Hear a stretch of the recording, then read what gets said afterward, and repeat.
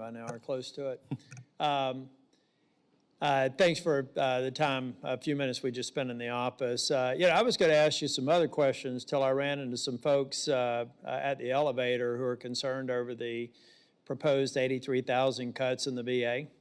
And they asked me specifically, would I publicly oppose those cuts? I said, I can't. I said, what do you know about these cuts? What do you know where they are? Are they potential cuts that will improve access, outcomes, or cost? So my question to you, what I did tell them, though, is I don't believe cuts are real unless there's a rescissions package sent to the U.S. Congress so that we codify those cuts. And so my commitment to the folks that I was talking to was when I see that rescissions package, if it's at odds with what I consider to be in the best interest of the VA, I may vote against it. But right now, can you give me an idea of how you would rack and stack each of those 83,000 jobs and where you are in that process? And can we expect at some point in the future to have a rescissions package? Yes, Senator. I think the biggest thing here is, I think what we've got to understand is when you start out in any business, and I don't care what side of the aisle you're on, when you go out to look at somebody, you just don't go say, just go do something. That's been happening at the VA and many agencies in the federal government for a long time. And typically what you get is a spattering of this. You get some who are interested, some are not. So when you look and you put a 15% number within which everybody characterizes, and I've been, accused of firing 80,000 people here, which is not true. Nobody can predict that. And also no one in this dais on either side of the aisle can say that many people is going to be fired, because this is the reason.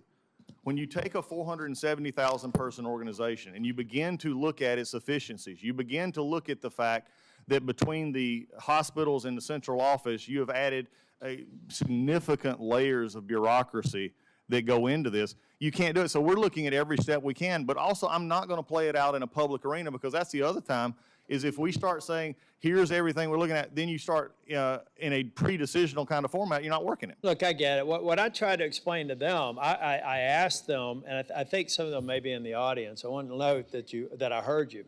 But I asked them, how do you rack and stack it? Tell me which specific positions you're concerned with. Obviously, they don't know the answer to that because I don't know the answer to that. But here's the problem, folks. Is the VA just great? Do we just put it on autopilot? Because that's the question. When people say don't change, I'm saying, right, so you're happy with the current state. You're happy with a poorly implemented PACT Act that I tried to get people to hold off on until we got it right. Now we're dealing with a shortfall there. So look, don't be against something because it's new. And by the way, any of you need it, I got extra copies of Who Moved My Cheese in the office. We've got to move the cheese in the VA, folks, because we're not performing. When's the last time I've heard people stand at a parade and say appointments are rocking? Boy, they're doing great. When's the last time I heard that the electronic health record's great? Some folks need to lose their job on a poor implementation, and I've got your assurance that they're moving forward. Folks, the VA is not working for veterans. And if we just say everything has to stay the same and you just got to have more money and more people, you're looking at it the wrong way. Maybe at some point when we prove that we're improving access, improving outcomes, or reducing cost, when those policies come before me, then I get excited. But in the meantime, I'm open to anything that's going to improve the service to people and make an installment on a debt that we can never fully repay.